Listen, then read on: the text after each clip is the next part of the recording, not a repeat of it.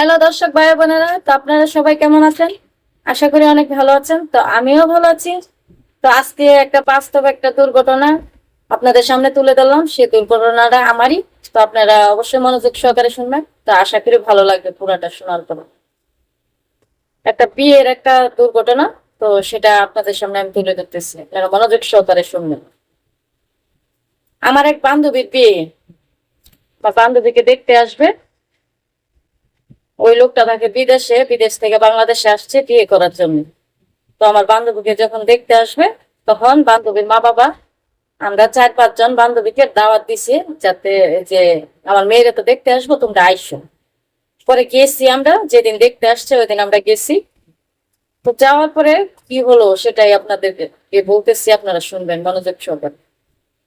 তো আমরা যখন গেছি, যাওয়ার পরে আমার বান্ধবীকে নিয়ে আসছে দেখানোর জন্য। পরে আমার বান্ধবীকে দেখছে, দেখা হঠাৎ করে আমি তো পিছনে দাঁড়ানো আসলাম, পরে বলতেছি কি যে এর বিয়ে করবো না, ওই যে ওই মেয়েটাকে বিয়ে করবো, ওই মেয়েটাকে আমার পছন্দ হয়েছে।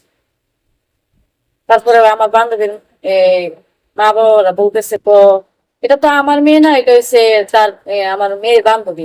পরে বলতেছে আপনার মেয়ের বান্ধবীকে বিয়ে করবো, তার মেয়েকে পছন্দ হয়েছে না। ওই মেয়েটার আমার পছন্দ হয়েছে।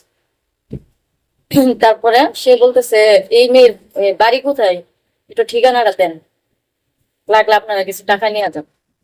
পরে এখানে কিছু টাকা পয়সা দিয়া তারপরে আমি বাড়িতে চলে গেছি। পরে ঠিকানা নিচ্ছে আমার বান্ধবীর মার কাছ থেকে নিয়ে, সে পরের দিন আমার বাড়িতে গেছে।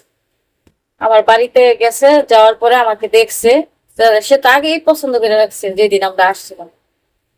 তো দেখা তার পছন্দ হয়েছে। তারপরে আমার বাপেও অনেক, কারণ ওই ছেলে তো অনেক বড় লোক, অনেক টাকা পয়সার মালিক, সবসময় বিদেশ থাকে। পরে আমার বাপেও, আমরা তো গরিব মানুষ, খুব গরিব। তো আমার বাপেও চিন্তা ধারণা করলো যে আমরা তো গরিব মানুষ, আমার মেয়েটা ভালো সম্বন্ধ পাইছি, তো রাইকা কি করবো, বিয়ে দিয়ে দিই। পরে তখন আমার বয়স একদম ছোট, মানে আমি একদম ছোট, আমার বয়স একদম কম, এই 12-13 বছর চলে। তো আমি বললাম যে না, আমি বিয়ে বসবো না। পরে বলতেছে, আপু বলতেছে যে না, পরে বিয়ে দিয়ে দিই, কারণ স্বামী ভালো পাইছি, আমরা জামাই ভালো পাইছি, বিয়ে দিয়ে দিই। তারপরে ওই যে আমাকে বিয়ে করবে সে বলতেছে আমি তো এই 1 মাস পরে বিদেশ চলে যাবো, তো কালকে আমি বিয়ে করে নিয়ে যাব, কারণ আমি টাকা পয়সা স্বর্ণ মন্য সবকিছু নিয়ে আসছি, টেনশন। আর আর সে বলতেছে আমি কম বয়সের মেয়েদেরকে আমি বিয়ে করতেছি, কারণ ওইটা দেখে আসছিলাম, ওইটা একটু বয়স্ক। তো তারে দেখে আমার পছন্দ হয়েছে, কম বয়সও কম, তো তারে আমি বিয়ে করবো।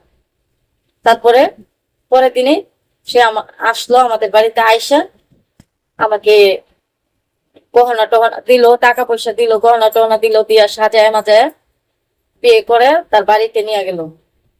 তার বাড়িতে নিয়ে যাওয়ার পরে তো এভাবে এভাবে চলতে থাকলো কিছুদিন। চলার পরে 1 মাস হয়ে গেছে। 1 মাস পরে পাসপোর্ট মাসপোর্ট কইরা, ভিসা টিসা ওকে করে আমাকে সে বিদেশ নিয়ে গেছে তার সাথে করে বিদেশ নিয়ে। তো ওই জায়গায় সে চাকরি করতেছে, আমি বাসায় আছিলাম, বাসায় কাজ কাম করি। সে চাকরি করে বাহিরে, চাকরি করে প্রতিদিন বাসায় আসে সন্ধ্যার টাইমে, রাত্রে 10টা-11টার দিকে। তো এভাবেই চলতে থাকলো আমার সংসার। তারপরে আমার বাচ্চা হয়ে গেল পেটে। পরে বাচ্চা জন্ম হয়েছে ওই দেশে, বিদেশে জন্ম হয়েছে। বিদেশে জন্ম হওয়ার পরে আমি বাংলাদেশে একবারে চলে আসছি আমার স্বামীকে নিয়ে। একবার আমরা ওইখান থেকে চলে আসছি আমার স্বামীকে নিয়ে। তারপরে এটাই আমার সংসার চলতে থাকলো। তো দর্শক ভাইয়েরা, আপুরা, আমি আপনাদেরকে একটা কথা বলি, যদি আপনাদের মেয়ে ছেলে বিয়ে দেন, মেয়েদেরকে বিয়ে দেন, তাহলে মেয়েরা যদি বান্ধবী বান্ধবী থাকে, তাহলে আপনারা কখনো মেয়েকে দেখতে আসলে বান্ধবীকে দাওয়াত দিবেন না, মেয়ের বান্ধবীরা দাওয়াত দিবেন না। দাওয়াত দিলে সেম টু সেম আমার অবস্থা হবে। তো এই ভুলটা আপনারা কখনো করবেন না। তো এটার জন্য আপনাদের সামনে আমি ভিডিওটা তুলে ধরা। তো আপনারা অবশ্যই আমার ভিডিওটা দেখবেন বেশি বেশি করে। আর যদি ভালো লাগে, আর আমার কথাটি যদি সঠিক হয়, যদি ভালো লাগে আপনাদের কাছে, বেশি বেশি করে ভিডিওটা শেয়ার করবেন আর কমেন্ট করবেন। কমেন্ট করে আমাকে জানাবেন যে আমার কথাটা কি সঠিক না বেঠিক, তাহলে আমি বুঝতে পারবো যে আমি ভালো গল্প বলতে পারছি না খারাপ। তো আর বেশি কিছু বলবো না। তো সেই অনুযায়ী আপনারা ভালো থাকবেন, সুস্থ থাকবেন। আল্লাহ হাফিজ।